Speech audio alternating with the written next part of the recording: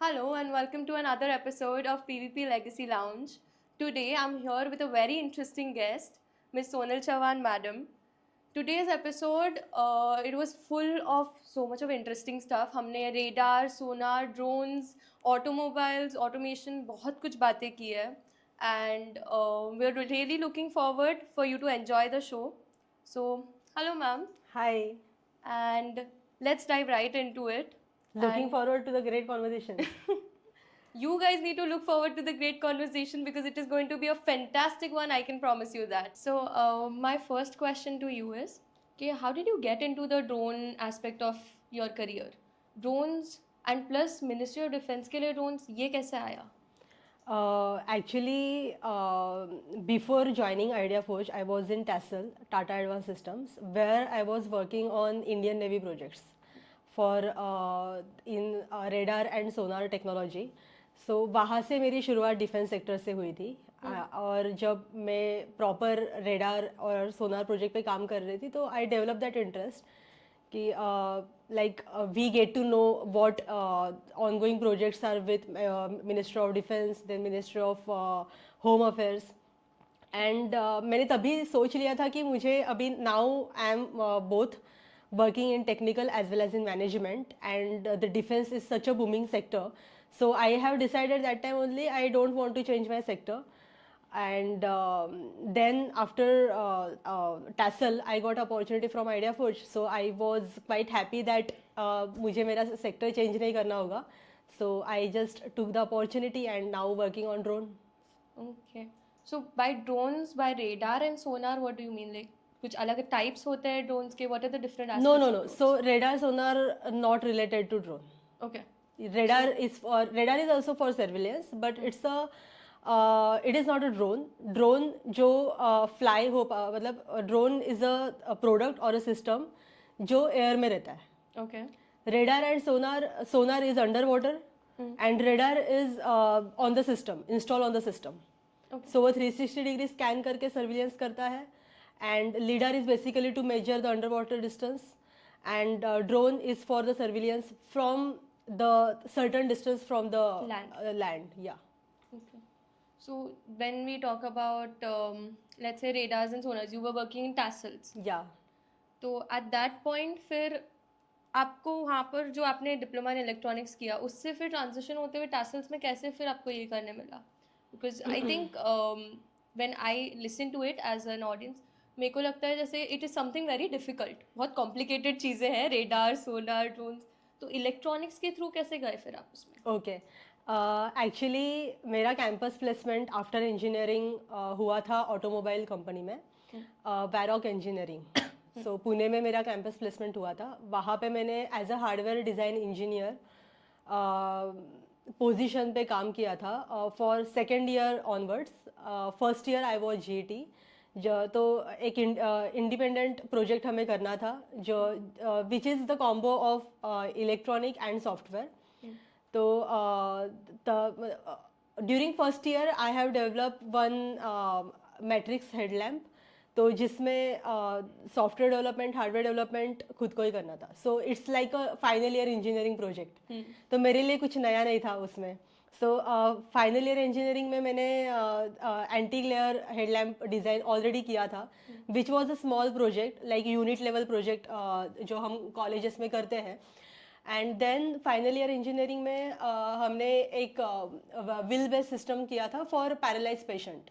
Okay And then after joining Varroc for first year, जो lamp development था by using matrix technology is also for me is like a final year project. okay तो I took it like that. और तो उसमें जो भी software development है then hardware development है with the help of CFT, तो वो वैसे हुआ. उसके बाद I got permanent and for the position I was working is the hardware design engineer. तो and that too in exterior lighting department. अच्छा And Varroc is basically the second tier supplier for all the four wheelers, two wheeler. The major customer of Varroc is Bajaj. अच्छा सो वो जो भी उसके parts है मतलब secondary part जो vehicle के लिए लगते हैं वो सप्लाई करते सो इंटरनल पार्ट्स जो हैं. बोलते हैं yes. So my career started with automobile company, and where I was working on electronic only and few of the software part. So that time Java was very famous compared to Python.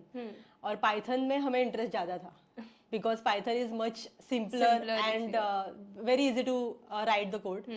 तो तभी मैंने like final year तक तो हमारा कुछ Python में हुआ नहीं था, जावा यूज करके ही हमने मशीन लर्निंग की थी. So that's why I decided to work on and implement something by using Python coding. So वो सब करने के बाद then I was doing simultaneously MBA. Actually initially I was not decided about like for the management course because being a technical person and very tech savvy, but that time I was preparing for GATE exam and MS exam like TOEFL and other exams for the MS admission. And I have also received the offer from Austin College, but due to some family emergency, I have dropped that opportunity. Yeah, and then मेरे जो वैरोक में senior थे, senior GET, उनका मैंने देखा था कि Symbiosis is one of the very known college for executive MBA. तो मैंने देखा कि वो MBA करने के बाद बहुत अच्छे पोजीशन में उनको अप्रेजल मिल रहा है, हाइक हो रही है, प्रमोशंस हो रहे हैं. तो फिर मैंने सोचा कि चलो इंस्टेड ऑफ वेस्टिंग टाइम तो कुछ डिग्री ले लेते हैं. I was not really fan of doing MBA, but मैंने वो किया, ऑपरेशंस में ही किया. फील्ड डिसाइड करने में भी टाइम लगा था कि कौन से फील्ड में करना है. ऑपरेशंस बहुत वर्सेटाइल लगा कि ऑपरेशंस करने के बाद maybe I can work in IT sector और मे बी डिफेंस में जाना है मुझे. तब भी उस टाइम पे तो बिल्कुल आइडिया नहीं थी के टाइम कि मैं डिफेंस में जाऊंगी. बट मुझे ऐसा लगा कि ऑपरेशंस मतलब मैं किसी भी इंडस्ट्री में maybe I can fit. So that's why I chose that field to and decided to MBA in operations. Varroc final year जब मेरा सेकेंड ईयर चालू था वैरोक में, तब भी मैंने एडमिशन लिया था. Then due to family emergency मैं मुंबई शिफ्ट हुई, टैसल ज्वाइन किया और तब भी उसके सेकेंड ईयर में मेरा MBA कंप्लीट हुआ. एंड आफ्टर कंप्लीटिंग MBA मुझे आइडिया फोर्स से अपॉर्चुनिटी आई थी. And then I join in IdeaForge as a project manager role. So now you're in IdeaForge as a project manager. Yeah, deputy project manager. Deputy project manager. Yes. तो यहाँ पर अभी as a deputy project manager आपका क्या काम है? What are you still into technical stuff? अभी भी आप हार्डवेयर और ये सब पे ध्यान दे रहे हो या you are just managing around? Okay, technical work ज़्यादा नहीं है, but we do have knowledge of the few technical part like the feature of the drone, then the basic feature जो कस्टमर एंड पे क्वेश्चंस आते हैं वो questions को answer करने के लेवल तक हमारा टेक्निकल एक्सपर्टीज है. Not into like not the same knowledge as the R&D people is having. Okay, but my basic work is once the contract is signed by the vertical, like the whichever vertical is that, like there are 3 vertical in IdeaForge, MHA Enterprise and MOD. So जब भी contract और PO sign होता है then वो operations department को receive होता है from sales team. So executing that contract by sticking to its milestone till the delivery to the end customer, ये हमारा basic काम है. Okay. Being a project manager of operations. Wow. So you told me that there are 3 sectors that you all work into. MAH and MHA, हाँ. MHA, Ministry of Home Affairs. Ministry of Home Affairs, Enterprise, and MOD, is Ministry of Defense. Yeah. So when I ask you Ministry of Home Affairs में drones का क्या? Okay, so ministry of home affairs में ज़्यादा करके customer is from the police, तो उसमें CRPF के customer रहते हैं. वो भी सर्विलेंस के लिए ही लेते हैं, मैपिंग के लिए लेते हैं. So basically the order which we receive from MHA is for the surveillance and mapping drone. Okay. So you all or the IdeaForge is into surveillance and mapping, and are they into security part of it, like communication part of it? When it comes to MOD, I'm asking for Ministry of Defense. Communication as in? Communication as in, suppose we're flying a drone. The Navy is flying a drone. तो वहाँ से is there a possibility के okay we can see visuals Hmm. but audio transmit हो रहा है क्या? For the audio transmission. Okay, so there Yeah. are drones available. Yeah. And what kind of drones do we have? Like, matlab, obviously, if there are 3 sectors that you're Yeah. targeting, then there are different types of drones that you're making. Hmm. तो वो drones क्या होंगे? Okay, so drones are categorized in like based on two sections. One is application based drone, and second is the size of the drone. Okay. So based on the size of the drone, the different part of the drones are mini drone, micro drone, and nano drones. Okay. And based on application, there is a surveillance drone, then mapping drone, and logistic drones. Okay. So y'all are into logistic drones as well? Logistic अभी तो R&D चालू है, पूरा development नहीं हुआ है, and order we are expecting orders but not at received for the logistic because it's still in R&D phase. Right. But we have mapping and surveillance drones. Okay. So my question to you is कि mapping and surveillance drones दोनों use होते हैं MOD में फिर? Mapping बहुत कम है, but surveillance drone का procurement ज़्यादा है MOD में. And how do MOD contact you? I mean, like direct communication है, they directly ask you, or they go, they come towards a third party. What is it? How is it? So MOD is having their own communication channel. Actually उनका जो भी communication है वो letter through होता है. Okay. And they have different agency. So MOD is having different departments. So they have the procurement department as a separate, जो सिर्फ procurement raise करने का काम करता है. फॉर एग्जाम्पल यूज़र है जो बॉर्डर पे काम करता है, तो यूज़र से कोई रिक्वायरमेंट आया तो वो कम्युनिकेट करेंगे उनके प्रोक्यूरमेंट डिपार्टमेंट को कि हमें इस टाइप का प्रोडक्ट चाहिए for our this uses. Right. So use case basis पे वो रिक्वायरमेंट रेज करते हैं उनके प्रोक्यूरमेंट डिपार्टमेंट में. देन प्रोक्यूरमेंट डिपार्टमेंट का मे बी इंटरनल मीटिंग होता है, and then they decide on the features कि उनको उस प्रोडक्ट का क्या फीचर चाहिए. After that they raise tender, and then there is bidding process होता है जिसमें मल्टीपल सप्लायर पार्टिसिपेट करते हैं. फिर उस बिड फेज में we need to do FET means field trial. So field trial में हर एक जो भी सप्लायर है वो अपना अपना प्रोडक्ट शोकेस करता है, और देन उसके टेस्टिंग होते हैं. सो मतलब वो जो फील्ड ट्रायल है उसके लिए भी उनका एक पर्टिकुलर रिक्वायरमेंट ATP प्रोसीजर रहते हैं. सो जो प्रोसीजर हर एक सप्लायर को पास करना है, and after passing the particular product then that particular supplier will be nominated as L1 for the bid. और जो भी L1 में आता है उसको ऑर्डर मिल जाता है. What is L1? L1 means that the company is finalized for the supply of that particular product. Okay. So if this is going for defense, तो वहाँ पर कुछ मतलब ऐसा okay, it is getting certified by L1, I get it. But और कोई certification नहीं लगता होगा या because when we So जब भी हम MOD को कोई प्रोडक्ट सप्लाई करते हैं तो it should be DGCA certified. DGCA. For drone certification which is applicable is DGCA and type certification. So type certification and DGCA both is important for drone market. Okay. And so when I talk about okay अभी MOD हो गया, but then I talk about enterprise.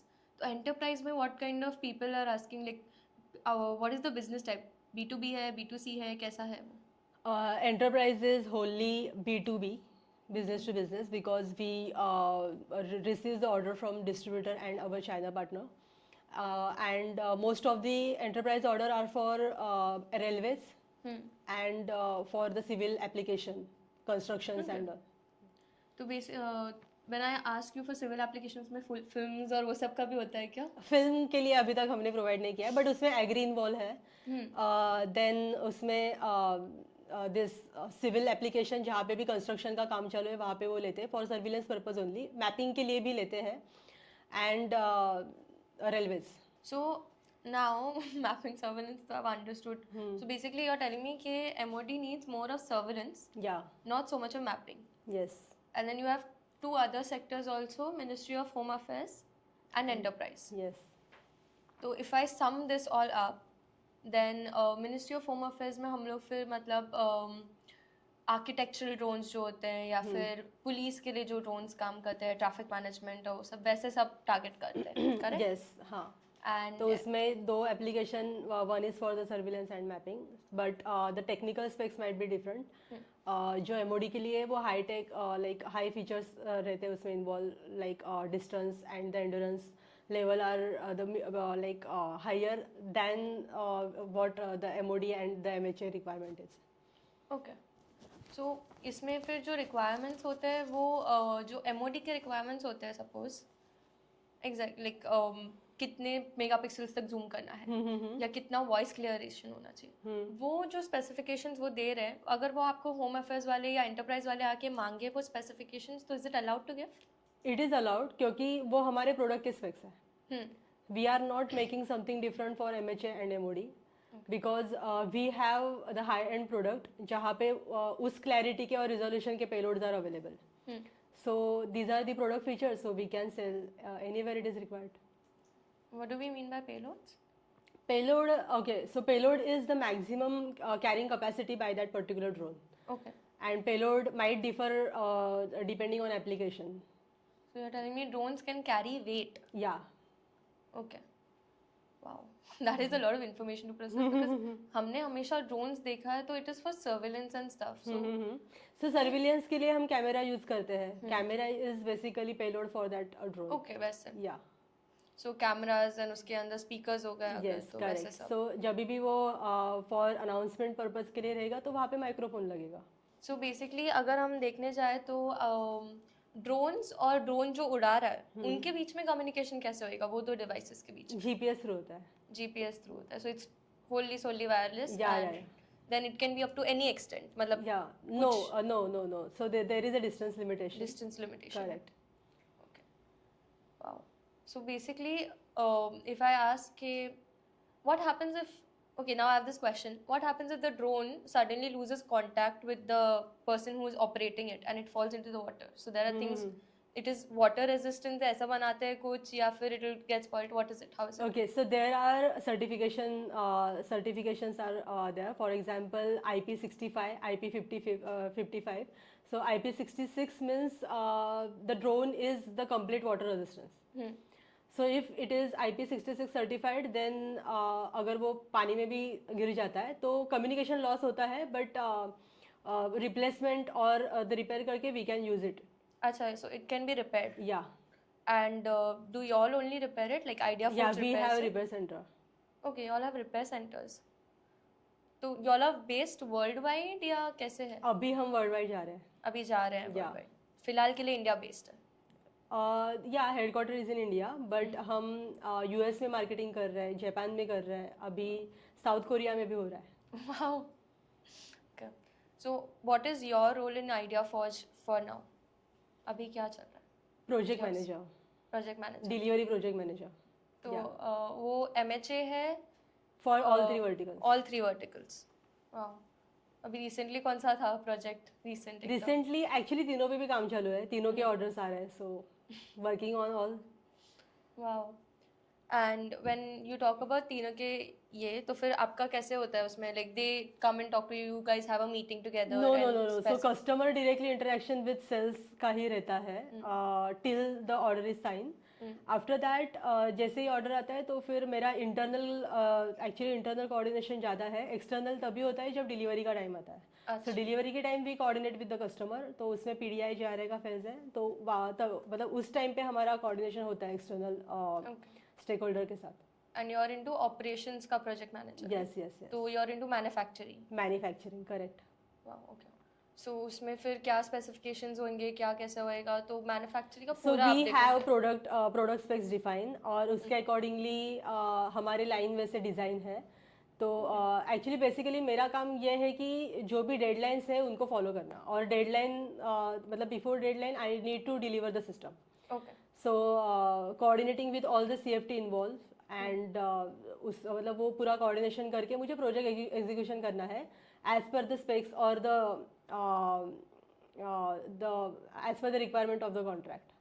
जब वो delivery हो जाती है उसके बाद अगर they want to contact you again, तो उसके लिए अलग डिपार्टमेंट है. उसके लिए अलग डिपार्टमेंट है.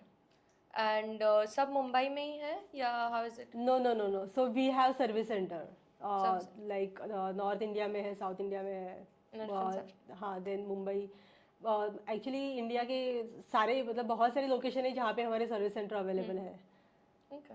सो we also work as a drone as a service. तो अच्छा. ड्रोन एज अ सर्विस के लिए हमने ये सेंटर किए हैं जहाँ पे हमारे ऑपरेटर्स बैठते हैं और जैसी रिक्वायरमेंट आती है तो we directly coordinate with the operator and they provide the service. What do you mean by drone as a service? So it's another vertical जहाँ फॉर एग्जांपल अपना उबर ओला जैसे काम करता है कि जब भी रिक्वायरमेंट है देन रिक्वेस्ट आ जाती है. उसी तरह जैसे अगर पुलिस को रिक्वायरमेंट है और मे बी रेलवेज को रिक्वायरमेंट है they will raise a ticket. तो we have the like in house built app. So उस एप्लीकेशन में हमें रिक्वेस्ट आ जाती है and then we provide the service और जस्ट लाइक हमारे ऑपरेटर वहाँ पे जाके सर्विस प्रोवाइड करके ड्रोन लेके आ जाते हैं. ओके. सो मतलब रेंटिंग बेसिस पे रेंटिंग Kind of. रेंटिंग नहीं बोल सकते, सर्विस प्रोवाइड टाइप है. Service. रेंटिंग पे तो उनके पास रहेगा कुछ टाइम के हाँ. लिए. सो उनके don't ऑपरेटर नहीं रहते, हमारे ऑपरेटर जाके सर्विस प्रोवाइड करते हैं. Okay. And do you also teach how to fly a drone? और वो ट्रेनिंग प्रोग्राम अलग से है. अच्छा. या बट आइडिया फौज का if it is mention in the contract we provide the training session also. Okay. Yeah so we have trainers inside. But coming back to you, so how did you come to becoming a deputy project manager in Idea Forge? ये मतलब diploma के बाद से कैसे हुआ मुझे वो बताओ. डिप्लोमा के बाद मेरा डिग्री हुआ नहीं नहीं. इंजीनियरिंग में. I meant के उसके बाद डिप्लोमा इन इलेक्ट्रॉनिक्स के बाद फिर how did you come into the defense sector? ओके actually BTech in electronics, then operations में एमबीए. हाँ. स्टार्टेड विथ ऑटोमोबाइल फर्म हाँ. जहाँ पे पूरा hardware and like little bit of software. Then जब मैंने टैसल में शिफ्ट किया वहाँ से मेरा डिफेंस सेक्टर चालू हुआ. ओके. हाँ. So Tassels was your gateway to and defense. हाँ, so if you are engineer like electronic engineer, so electronic engineer को बहुत अपॉर्चुनिटी ओपन रहती है ऐसे मुझे लगता है. Because they can fit in to software industry also because they have knowledge of the coding languages. They can fit in to hardware industry also. और अगर आपको हार्डवेयर सॉफ्टवेयर आता है you can fit in to any sector. Wow. Okay. तो वही हुआ है. You don't think कि telecommunications का इसमें कुछ रोल था आपके लिए? टेलीकम्युनिकेशन तो इन्वॉल्व होता है ना. जब भी आप रेडार और सोनार पे काम करते हो टेलीकम्युनिकेशन आ जाता है. That's why I'm because asking. You are working on the protocols like communication protocol. So yeah, that's what I'm asking because you did your diploma in electronics, BTech भी electronics में था. बट अभी जब आप radar और सोनार की बात करते हैं तो टेलीकम्युनिकेशंस पिक्चर में आ जाते हैं. तो was it difficult to learn at that point? तो इलेक्ट्रॉनिक में हमें सब्जेक्ट्स क्या रहते हैं? टेलीकॉम के भी सब्जेक्ट रहते हैं. हाँ. जब हम बीटेक के लिए जो हमें टेलीकम्युनिकेशन का सब्जेक्ट रहता है उसमें तो बेसिक नॉलेज ऑफ रेडार सोनार आया ही रहता है.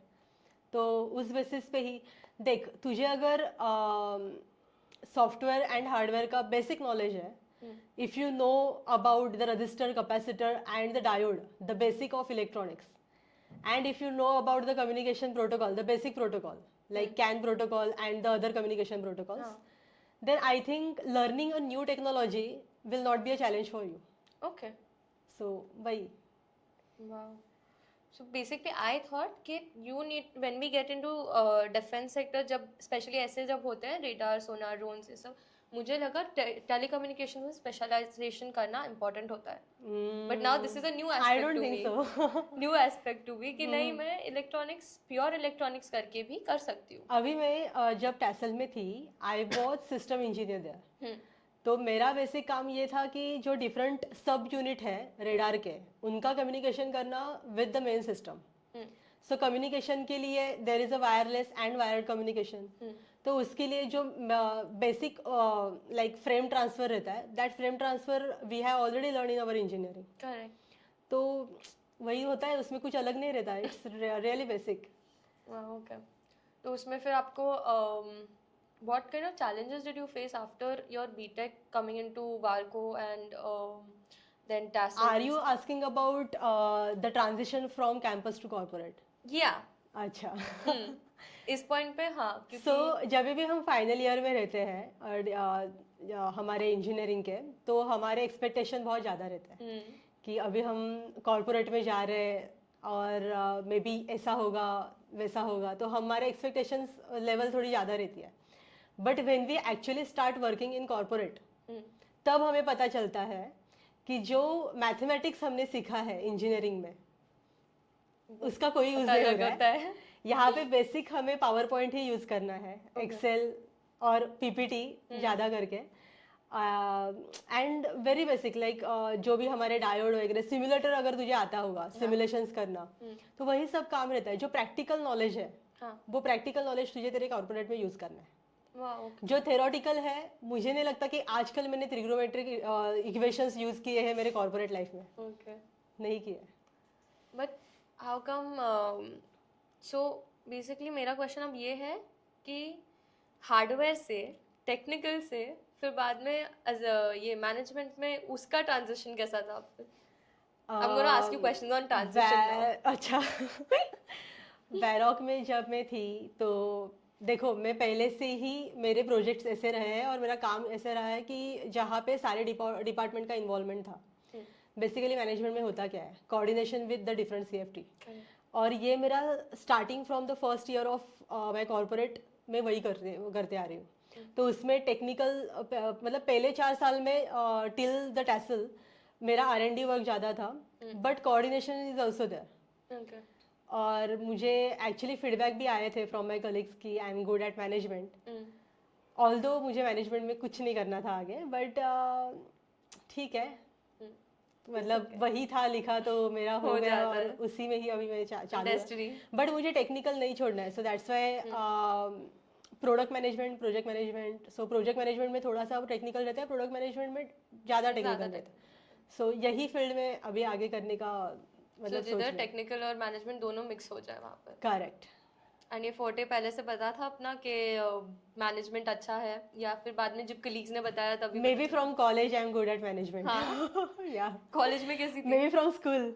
Oh my God. ओके. या बिकॉज जब मैं स्कूल में थी तभी मतलब सारे लाइक सारे क्लासेस में मैं ही CR थी और क्लास कोऑर्डिनेटर. और उसके बाद जब इंजीनियरिंग चालू थी तो एक्स्ट्रा करिकुलर एक्टिविटीज़ में भी इन्वॉल्वमेंट ज़्यादा थी. सो मुझे शुरू से ही अच्छा लगता है. Oh my God. तो शुरू से मतलब फिर टेक्निकल और मैनेजमेंट दोनों का एक साथ चलता है, hand in hand. And how, so now that we have started on college days, how were your college days? कैसा क्या करते थे आप लोग? पढ़ाकू थी ज़्यादा. पढ़ाकू थी? हाँ. अरे मुझे लगा बैक. बट अगर एग्जाम का टाइम है तो नो एक्स्ट्रा करिकुलर एक्टिविटीज. हाँ तो फुल फोकस ऑन पढ़ाई. पढ़ाकू तो थी, मतलब उस पर कोई डाउट नहीं है. कैसे, लाइक नाइट आउल या? तू गायत्री मैम को पूछ सकती है कि कितनी पढ़ाकू थी. गायत्री मैम तो never stops about you only. अच्छा. वो तो मैम तो चालू ही है, वो स्टार्टिंग से चालू, फर्स्ट ईयर से हमारे. अच्छा. मैं अभी 4th ईयर में हूँ. मैंने 4 साल सोनल चौहान मैम के बारे में सुना है. Oh my God. हाँ. And then I heard yours and Diksha ma'am stories. तो बहुत कुछ सुना है हमने. But coming back to this, जब कॉलेज से फिर बाद में आपका ट्रांजिशन आपने अभी कॉर्पोरेट में बताया, how was your transition from automobiles to sonar and radar or defense? I would ask automobiles to defense. Automobile में मेरा बेसिक काम तो PCBs पे था. तो लाइक छोटे छोटे मॉड्यूल थे वो, तो उसमें कुछ लाइक रिपेयर और फील्ड लेवल रिपेयर लेवल का काम हम नहीं करते थे. It's R&D based only. So like compact circuit design, compact PCB design, ये सारे काम थे. डिफेंस में टैसल में मेरा major activity system engineering, so communication between 2 units. तो उसमें लाइक डिज़ाइनिंग फ्रॉम PCB और सर्किट डिज़ाइन नहीं था, बट कम्युनिकेशन प्रोटोकॉल ज़्यादा यूज़ है. So related to engineering only. So transition में ज़्यादा डिफिकल्टी नहीं हुई. सो ओके, अब now that we have come to this transition part of it, I'm going to play a quick rapid fire with you. जिधर I'm going to give you 2 options and you have to choose one. आपके questionnaire में rapid fire नहीं था. वो surprise element है हमारा. अच्छा okay ठीक है, let's go for it. Can't do everything ऐसा predictable ना, थोड़ा तो सरप्राइज रखना पड़ेगा. करेक्ट. So again, radar और sonar? Radar और drones? Drones for now. Drones और automation? Automation. Automation में Python और JavaScript? Python. पाइथन बट अभी तो और भी बहुत ज़्यादा आ गए, बट हाँ। ठीक है, स्टिल पाइथन। पाइथन और C? Python. Again Python. Okay, so VS code और some other software to code on? बहुत आए हैं अभी मार्केट में। VS कोड तो मतलब VS कोड तो आउटडेटेड हो गया है, आर यू सीरियस? बट ठीक है, जो भी अभी latest available I would like that to know one. About it. या Okay. So, night owl or day bird? Day bird. Day bird? या God. Coffee person or चाय? कॉफ़ी। चाय ज़्यादा पसंद नहीं है। अरे. So, if not engineering, then next कौन सा? Hmm, पहले से ही डिसाइडेड था इंजीनियरिंग करनी है। पहले से ही? 10th से मुझे क्लैरिटी थी कि लाइफ में इंजीनियरिंग करनी है, इंजीनियर बनना है। अगर इंजीनियरिंग नहीं तो मे बी डॉक्टर नहीं बन पाती, क्योंकि मैं थोड़ा डरती हूँ कुछ चीज़ों से, तो कभी सोचा नहीं यार। अभी क्वेश्चन आ गया ना? अभी थोड़ा रियलाइज हो गया कि यार मैंने सोचा नहीं सेकंड ऑप्शन। बैकअप कुछ था ही नहीं कभी, हमेशा engineering, focused on one thing. Focused on one thing, super focused. So introvert और extrovert? Extrovert. Extrovert, okay. But मुझे ऐसे लगता है कि एम्बिवर्ट। एम्बिवर्ट, मूड के ऊपर डिपेंड हाँ, करता मूड के ऊपर डिपेंड है। अगर मूड है तो सबसे बात कर रही हूँ, मूड नहीं है तो इंट्रोवर्ट बन गई हूँ, सो एम्बिवर्ट। है. One word that defines you? Chanchal. Okay. So, what will be that one feature? अभी हम अगर drones, जैसे you're in drones right now, तो drones में एक ऐसा feature जो you would like to inculcate now, new? New feature from drone.